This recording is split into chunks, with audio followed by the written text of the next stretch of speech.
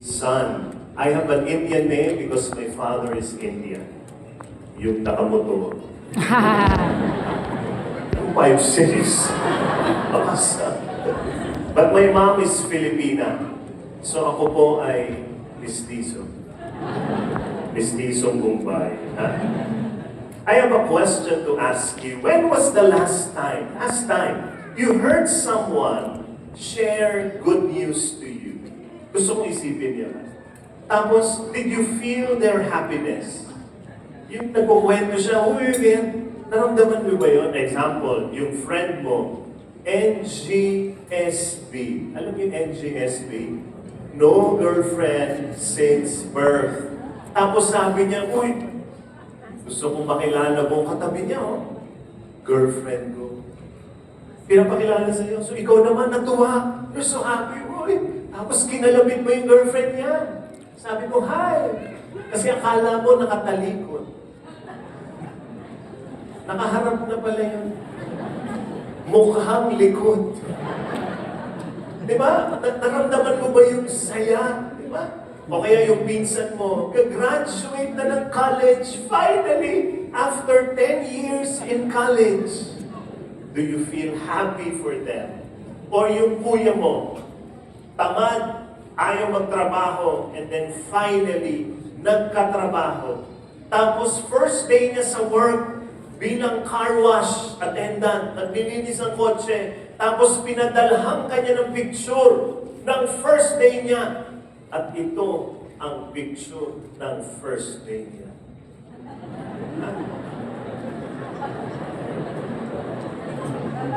Last day din pala niya. Hindi lang first day, last day din. You know, when good things happen to you, there is good news in your life, di ba? You want to share it to others. Gusto mo talagang ikwento. So let us go back to the reading that was read.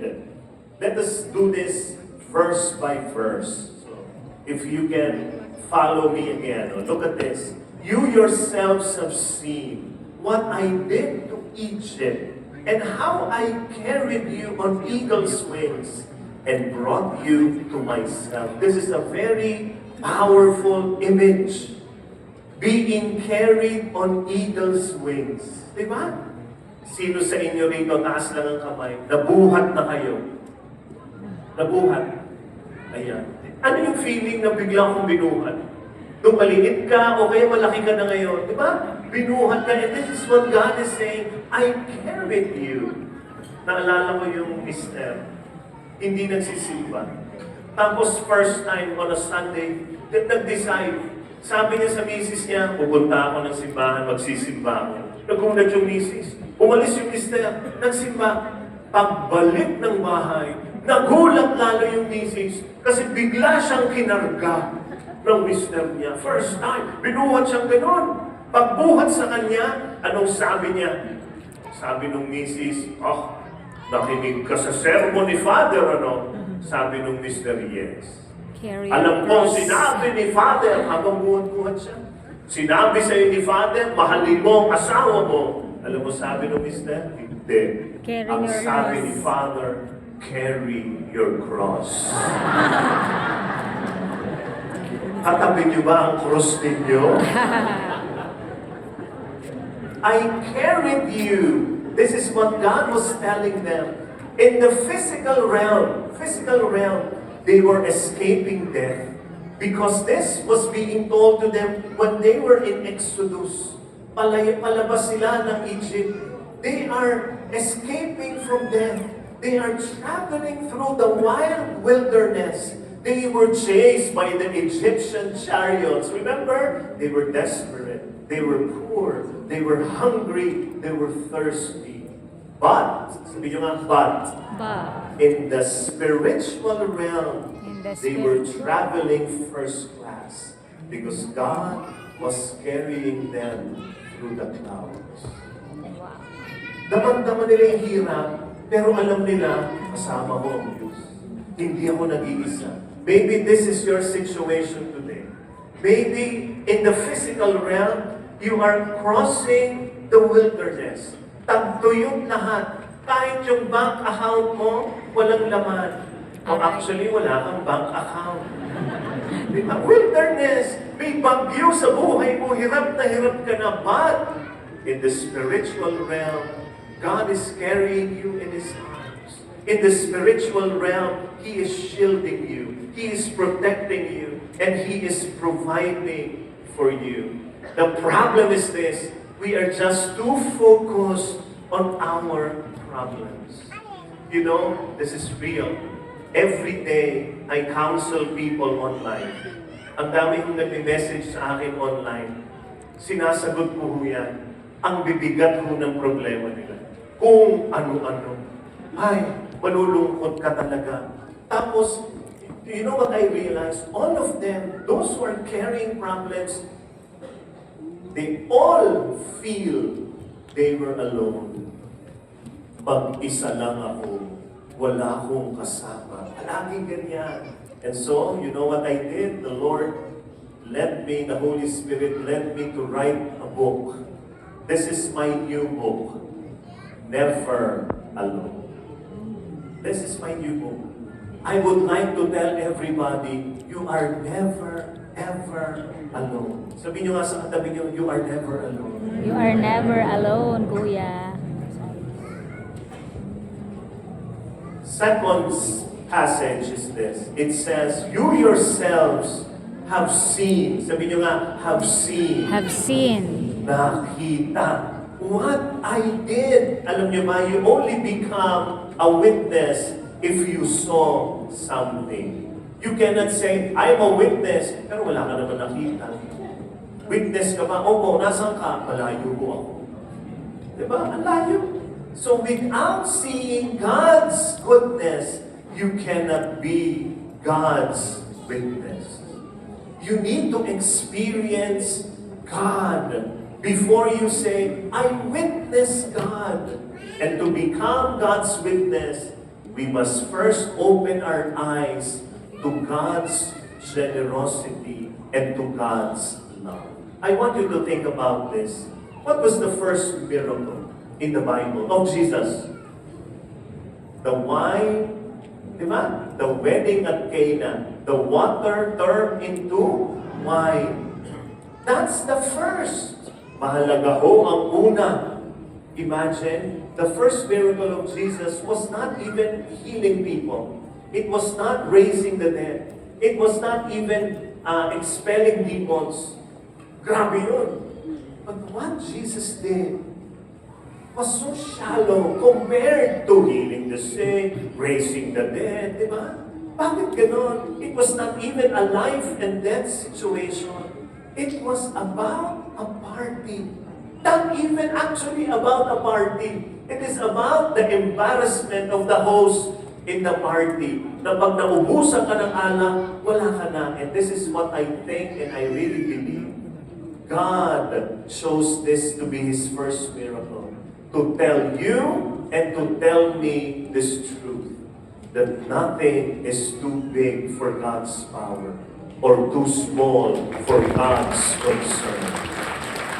I want you to embrace this truth. Wala akong malaki at maliit para sa Panginoon. Yung binibitbit mo, mahalaga yan sa ating Diyos. He cares for your needs, your big needs, your small needs. God cares for your small problems. God cares for your big problems. So please do not say, God is only interested in healing cancer. Hindi mo totoo yun. God is also interested in healing your pimples. Look at me. Diba? Nako. Kaya ang tanong ko sa inyo, do you pray for a parking lot? Do you do? I also pray for a parking lot. Do you pray for a taxi? Yes. Don't give mo na magandang grabo, kaya taxi. Nako. I don't. Ang hirap I don't pray sumakay. for that. Why? Tagal ko I naghintay. always have my motorcycle with me. Paangkas. Actually, may driver na ako sa Wow. motor. Ayos. Huwag niyo lang bantayan ang mga big miracles ni Lord sa buhay niyo. ha? Yes, of Bantayan course. niyo rin yung maliliit na milagro ng Diyos. Yung mga ordinary because God works in the ordinary. Yeah. Can you tap your friend beside you, sabi ko, God works in the ordinary. God works in the ordinary. And once you see God working in your ordinary life, you become a witness. Ang mahirap sa atin, witness lang ako pag nakakita ko ng malaking milagro. Hindi. Yung maliliit na milagro yan, you can be a witness to that. Can you put your right hand upon your heart, everybody, everyone? Sabihin nyo nga, I am blessed. I am Sabihin nyo nga, blessed. I am super blessed. I am super Tabingin mo blessed. yung katabi mo, sabihin mo, you are super blessed. You are super blessed. Magpatapik ka, magpatapik ka. Let's continue reading. Now, it says, if you obey me fully and keep my covenant, then out of all nations, you will be my treasured possession. You know, in ancient times, the king had two collections of treasure or jewels. The first is the national treasury, owned by the whole kingdom. The second is a special treasury. It is a collection of jewels owned only by the king. And that is very personal. That is his alone. My dear friend, that is who we are, the treasure of God. Amen? Amen. And when I say treasure, ano ba ginagawa niyo sa kayamanan? Iniingatan. Pinabaon. Hindi. Binabaon. Pinahahalagahan.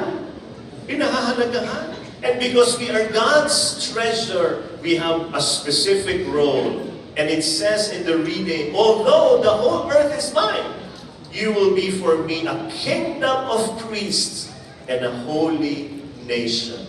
When we hear the word priest, we automatically think of the guy on the altar giving homilies, officiating weddings. Di ba? Pag sinabing priest, ay, mga pari yan. Yan yung nagbibisa. But when the writer of Exodus, pag nabasa niyo sa Old Testament, sinabi dyan, kingdom of priests, they are not talking about these guys. They are talking about one thing. And this is, kingdom of priests means representative.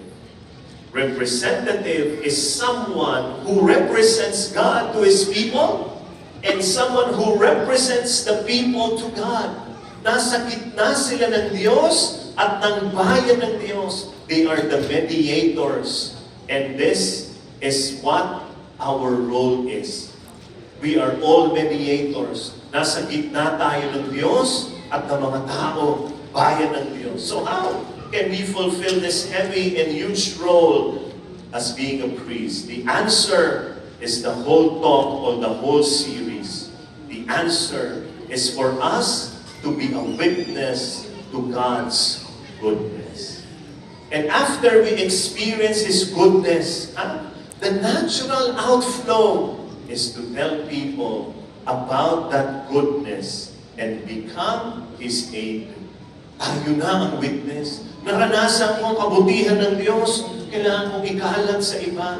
Hindi niyo pwedeng itago. Yung iba tinatago talaga. Yung ang ganda ng ginawa ni Lord. Pero hindi man lang sinabi. Pag may good news tayo, di ba we proclaim it to the world? And that is what we need to do. At this point, I want to share practical ways of becoming God's witness in our world. These are the 4 ways of becoming God's witness. First, you need to tell stories. But you tell it with grace. If you want to help a person change their life, you need to tell stories instead of sermons. Yung mga pare, sila magsisermon, tayo magkukwento. Who are parents here? Can you see the hands of parents? Taas mo ang kamay. Parents, please do not tell sermons to your children. You have to tell them stories. Maaalala nila yan. Yung mga magulang na sermon ng sermon, tingnan niyo mo papasok dito sa tenga ng anak nila, tapos na pupunta. Bago lumabas sa kabila, iikot-ikot muna yan dito. Ihiluhin sila, lalabas din. Hindi sila makikinig. Naalala ko yung kuya ko, 2 lang po kami magkapatid. Kuya ko is 5 times bigger than me. Wow. Nung maliliit kami, we were always fighting. We don't share anything in common. Wala. Away kami ng away. Yung nanay namin, naku, araw-araw na lang ito ang sinasabi. Mga anak! Pagmahalan naman kayo! Tandaan niyo, 2 nga lang kayo. Dalawa na nga lang kayo. Tandaan nyo, iisa lang kayo. So, litong-lito kami. Dalawa kami, pero iisa kami. Isa lang ang pinanggalingan nyo. Tandaan nyo, wala. Araw-araw, wala. Lahat ng sermon niya, away pa rin kami ng kuya ko. And then one morning, I don't know where my mom got this, but I think she got this from the Reader's Digest. Dumating si Mama, may dalang cake. Johnny's cake. Naalala niyo to? Sino nakakaalala nito? Taas ang kamay. Ayan ang mga matatanda. Hindi ko na maalala yan. Bata pa. Wow. Johnny's cake. May dala si Mama. Nako, kami nung kuya ko si Buhan. Ako yan, ako yan, ako yan. Sabi ng nanay ko, tumigil kayo. Tapos, binuksan ni Mama yung cake. Pagbukas, lalo kami nag-away. Chocolate cake. Yung talagang, ako yan. Si Mama talagang, tumigil. Tapos, kumuha ng kutsilyo ang nanay ko. At inabot niya sa kuya ko. Paghawak ng kuya ko ng kutsilyo, tinignan ako ng kuya ko, sabi niya, ako naman, bumalik. But the situation turned. When my mom said to my kuya, Jimmy, kuya ko yan eh, Jimmy, you cut the cake, Aaron will choose his part. Wow. Saka, pag uneven yung pag-cut niya, ay, kukunin ko yung marami. Alam mo yung kuya ko, ang galing. Kumuha ng upuan. Umakyat doon sa upuan. Tinignan yung cake. Tinignan ako. Yung cake, ako yung kutsilyo, ako yung cake. Tapos inasinta yung cake sa gitna. Hinati niya ng pantay. Even na even talaga, equal. Tapos binigay niya sa akin yung half, and then sa kanya yung half. And for the first time in our lives, kumain kami magkakampi.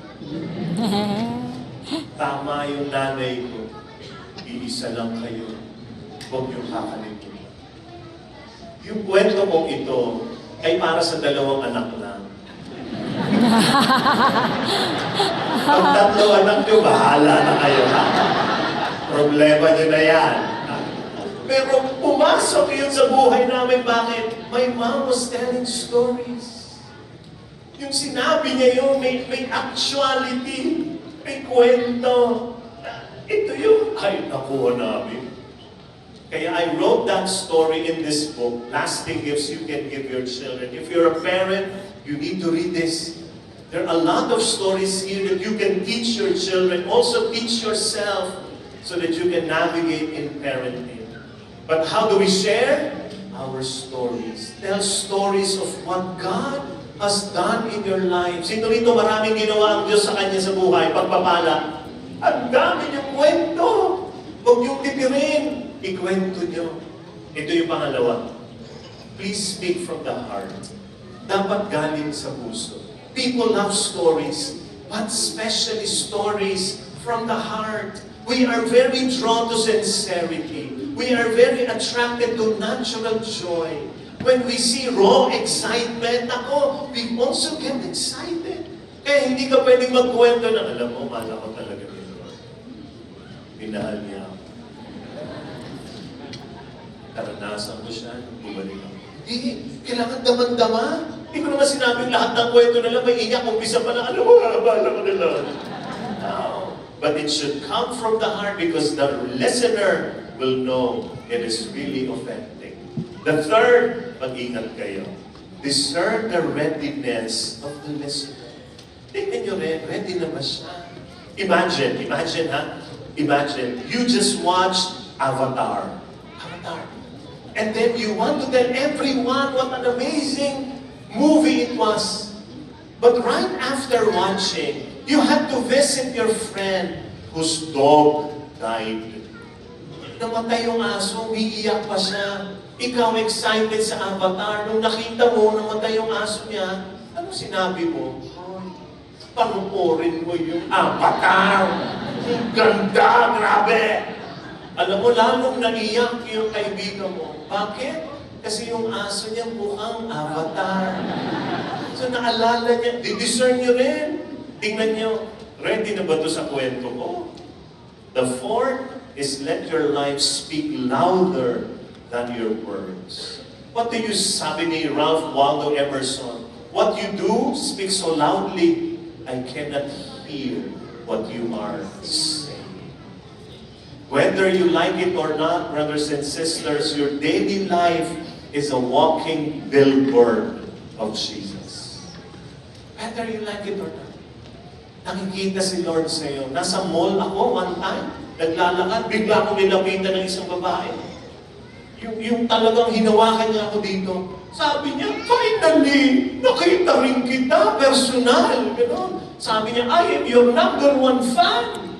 Pinanunod ko lahat ng YouTube mo. Pinapakinggan mo yung podcast mo. Pinapakanood kita sa TikTok, sa Facebook. Ay, tuwan-tuwa, maiyak-iyak. Tuwan-tuwa kasi pag naririnig kita, naririnig ko si Lord nagsasalita sa akin. Tuwan-tuwa. Ako naman ganun ng ganun. No? Tapos may picture tayo, picture. Ang saya-saya ko, nakita kita. Thank you, Lord. Nakita kita. Brother Bob Arum.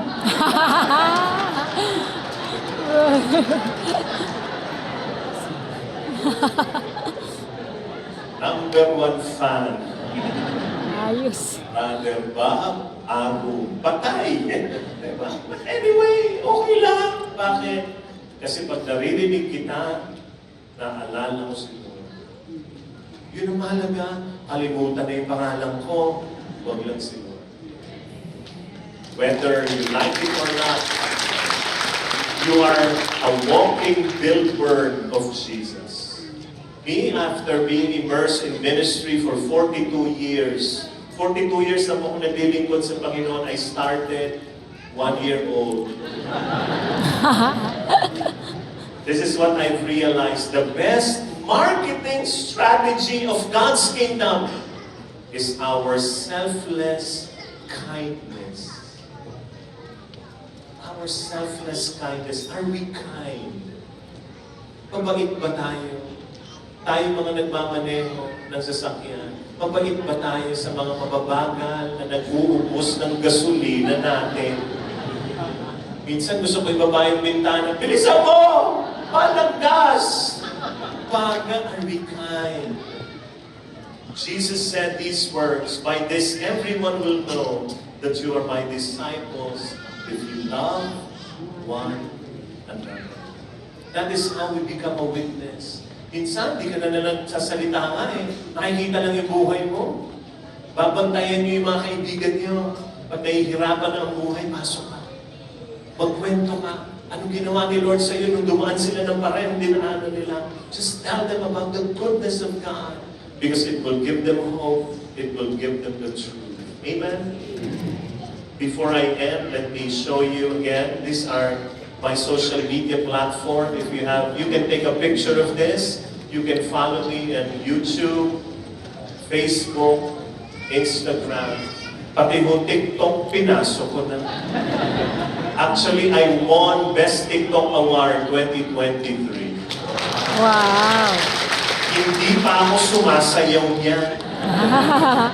So you can follow me in all my social media platform. You will be blessed by what I post there. Also, kaming mag-asawa, kami nila Lane, we have a show. We call it Quares Start. We do this every Monday and Friday, 9 p.m., 30 minutes only. And you will be blessed. Join us. It's free sa mga social media platforms namin. Also, we have a podcast. We call this Umagang Kay Gogna. You can listen to our podcast. And actually, this podcast won already 2 times Catholic Mass Media Award, CMMA awardee as the best radio program. Where do I preach every Sunday? I preach at Feast in Bellevue Hotel in Alabang. So someone is preaching there for me. I am here. And these are my sessions. I preach 2 times at 9 a.m. Also, I preach at 12 p.m. If you know someone near the South, you can tell them to attend our feast. Also, I have a lot of books. This is my parenting book. Again, if you're a parent, please read this book, Lasting Gifts You Can Give Your Children. May nag-message sa akin, babae. Sabi niya, Sir, salamat po sa libro niyong Lasting Gifts. Dahil po dyan, tumino ang nanay ko. Tawan-tawa ako talaga. Opo, tumino po. Bakit? Binasa yung libro mo. So read this if you're a parent so that it will help you navigate your parenthood, okay? Another book I wrote with my wife, Lalaine, is Keep the Love Alive. This is a marriage book. If you're married, bring out the best in your marriage. This is the book you need to read. Another book I wrote with our founder, Brother Bo Sanchez, Kung Gusto Mong Yumaman, Huwag Kang Mangutang. Patay. Maniwala kayo, Bombay na nagsasabi sa inyo. Nagulat na ako ng negosyo. Another book I wrote is Breakthrough. If you have a dream, sino may mga pangarap sa buhay dito? Taas ang kamay. Ang pangarap niyo po'y malayo sa inyo, ha? And in between you and your dream, there are barriers. May harang, may hadlang. How will you get to your dreams? You need a breakthrough. This is the book you need to read. And today, here at the feast, I would like to launch my new book, Never Alone. This is a new book that I wrote. Pag binasa niyo po ito, it will really give you hope, especially during this time. Pag may mga friends kayo na feeling niyo parang nadidepress na, basa niyo po ito. I received messages already. I just launched this 2 weeks ago. I received messages already telling me the book is lifting me up. Let the Lord use this book, Never Alone, to speak to you, especially to your situation. The first day I launched this, I gave a talk in Araneta Coliseum. Ang dami yung bumili. Alam niyo kung gaano kahaba yung pila? Hanggang Cubao. Sa Cubao pala yun. Doon na pala. But this is gonna bless you. And because, look at the screen everybody, because you are here at the feast, coming back, kahit mahal ang gasolina, I would like to bless you by giving you my book free. Wow! Autograph, ha? Free autograph. Nakalimutan niyo Bombay ako. We set up a book table there after the feast. I can sign your books for you. But this is my encouragement. Okay, bumili ng isa. I give talks to companies. Pinapakita ko rin ito. Yung iba bumili ng isa, pag alis namin, nag-i-email na. O pwede ako sa bibili ng iba, ang ganda pala. Lazada, Shopee sila. Pero the books are all here. You can buy everything. It will bless my ministry, but it is gonna definitely bless you. Let's all stand, brothers and sisters. Let me end. The goodness of God will make you His witness. If you just receive His goodness, again, the best strategy is kindness. Look at me, please. One of the blessings the Lord has given me is that people just approach me anytime, anywhere, and they just pour out themselves to me. May mga humihinga lang sa akin. Minsan naglalakad ako, lalapit, iiyak lang. Tapos alam niyo, meron isang beses talagang niyakap ako, iyak ng iyak, basang-basa yung dito ko. Tapos mamaya, umiiyak na rin ako. Pagkatapos namin umiyak, sabi niya, ba't ka umiyak? Sabi ko, hindi ko alam. My job is not to interfere, not to correct them when they pour out themselves to me. My job is to empathize. That is how I would like to show kindness to them. Talapit lang, dadaing ng buhay. Ako naman makikinig. Okay pa. May daingan, makikinig lang. Kahit may sagot ako sa kanila, hindi ko sinasagot. Kasi minsan, hindi nila kailangan ng sagot. Kailangan nila may kasamang umiyak. But one time, I cannot contain myself anymore. May lumapit sa akin babae. Galit sa Diyos. As in, galit. Galit. Sabi, umiyak. Ba't ganyan ng Diyos? Isa nakikinig sa akin. Lahat ng iniinig ko, hindi niya binibigay. Natutulog ba siya? Ako, nung sinabing natutulog ba siya, hindi ako nakatinis. Ginawakan ko sa balikat. Tapos sabi ko sa kanya, sikapin mo, pilitin mo, tibayan ang puso. Tanging ikaw ang uhubog sa iyong buhay. Huwag mo sanang akalaing natutulog pa niya. Sa buhay ko ay mayroong alaga. Sa kanya. Alam niyo ginawa niya? Nagpunas ng luha, tapos sabi pa-picture. Look at me, my dear friends. I do not know what you're going through today. Di ko alam ano dinaraanan ninyo, ha? Di ko alam mga binibit-bit ninyo sa buhay. Pero ito ang sure ako, you are never alone. Your God will not allow that you journey in that storm, in that wilderness, in that trial by yourself. He has sent already people to lift you up. Nandyan na, mga katabi nyo na. Nandyan na ang provision. Diba? In the physical realm, you are just like in the wilderness, like God's people. But in the spiritual realm, He is there already, protecting you. Fixing something there, hindi ho siya natutulog para ikaw ang matulog. Can you tell that to a lot of people around you? Tell them you are never alone. Go, you are never alone. You are never alone. You are never alone. Yes. But there is one more truth I strongly believe in. Look at the screen, everybody. I believe in this. That while I sleep, God is solving my problem. While I sleep, God is solving my problems. Kaya look at me, huling hirit ko po sa inyo dito. Ako'y 10 years nang hindi nakapasyal sa Feast BICC. Huling hirit, matulog ka. Baka naman lahat na lang ginawa mo, nothing is working. Sa akin, baka may isa ka pang hindi ginagawa. Sumuko sa Diyos.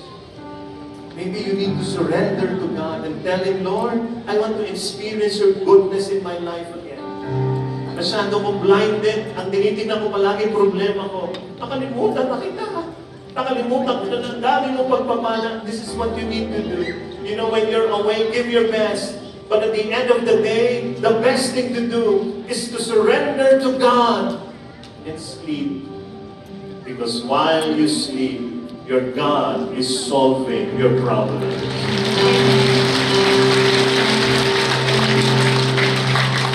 Close your eyes, bow your head. God is here. Father in heaven, I pray you know the situation of my brothers and sisters. But they are here. Pumunta sila. Samahan mo sila, Panginoon. Please walk with them right now. And just remind them that they are never, ever alone. And so, Lord, I ask, make yourself known to them. Magparamdam ka sa kanila, Panginoon. These are your people. These are your children. Walk with them, Lord. Brothers and sisters, as you continue to surrender what needs to be surrendered today to God. Trust in Him, Lord.